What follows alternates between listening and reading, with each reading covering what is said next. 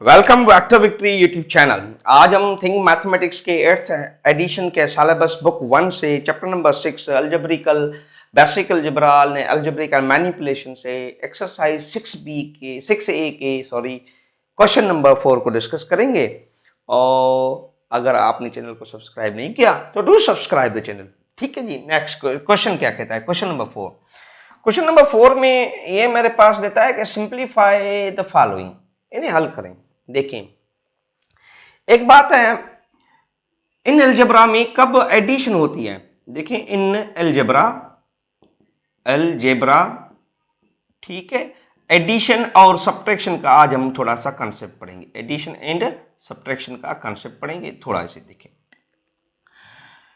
To expressions या आप ऐसे कह दें टू टर्म्स, या आप ऐसे कह दें टू टर्म्स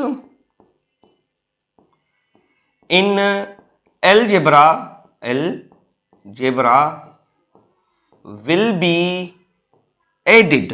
ठीक है जी, दो टर्म्स अलजेब्रा में ऐड होंगे। कब ऐड होंगे? What is the situation? If variable and their power are same.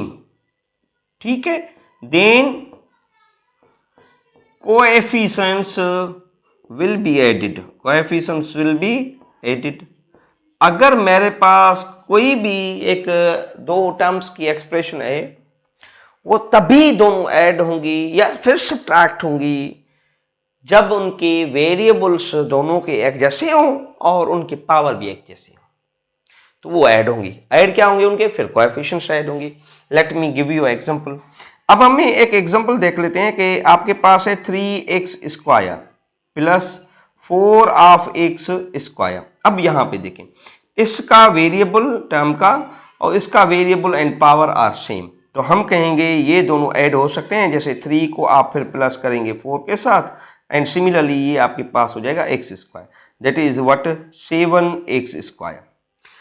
अगर यहां पर either variable or either power are not same, then these cannot be added। ठीक है, ये बात है इस क्वेश्चन की पूरे कॉन्सेप्ट। अच्छा, सबसे पहले आप इसके फिर ए पार्ट को देख लें। What is a part? A part क्या कहता है? ए पार्ट कहता है कि 5x और फिर प्लस माइनस के 8x हैं। ठीक है, सिंप्लीफिकेशन जब आप करेंगे तो 5x plus into minus minus 8x। अब देखें, 5x आपके पास प्लस के हैं और 8x किसके हैं? माइनस के हैं, और उसका नंबर बड़ा है तो हमारे पास 5x जब 8x से जाएंगे तो आपके माइनस के क्या रह जाएंगे? 3x, और ये इसका रिजल्ट हो जाएगा। सिमिलरली अगर आप b को देखें, b क्या कहता है? माइनस के 12x और प्लस के 7x। अच्छा, सिंप्लीफाई करें, प्लस माइनस के 12 में से 7 जब जाएंगे तो माइनस कितने रह जाएंगे? माइनस के 5x। क्यों? क्योंकि दोनों के वेरिएबल भी सेम है, पावर भी सेम है, लेकिन 12 माइनस का है, उसमें से प्लस के 7 जब जाएंगे तो this will remaining only 5x of the minus. Okay जी।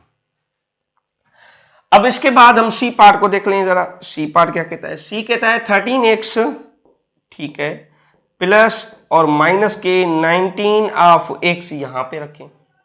अब इसे सिंप्लीफाई करें, 13 of x plus into minus minus 19 of x। अब देखिए जरा, 13x किसके हैं? प्लस के हैं, और माइनस के हैं 19x। अब 13x जब आप 19x से निकालेंगे that will remain how much? Minus के 6x, और ये इसके क्या हो जाएंगे? That is it's result, and इसका ये पार्ट है सी पार्ट। अच्छा, अब देखिए जरा, C के बाद आप D को देखें। D क्या कहता है? माइनस के 28x एंड प्लस के 6x। अच्छा, माइनस के 28x हैं, उसमें से प्लस के 6x आप निकालें तो कितने रह जाते हैं?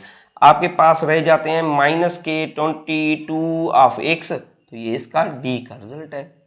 चलिए आए E को देख लेते हैं। E क्या कहता है? E कहता है माइनस के 4y और फिर है आपके पास माइनस के 9y। याद रखें, जब दोनों आपके पास माइनस के हों तो दोनों नंबर ऐड होते हैं कोएफिशिएंट्स, और रखे माइनस के जाते हैं। ये बात कॉन्सेप्ट।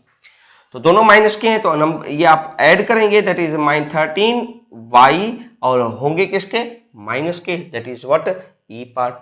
एफ को देख लें, वही कॉन्सेप्ट है एफ वाले में। एफ में कहता है माइनस के 16y और फिर माइनस के 3y। अच्छा, इनको देखें जरा, 16 और 3 कितने हो जाएंगे, 19, और 19 का y, that is what, F part.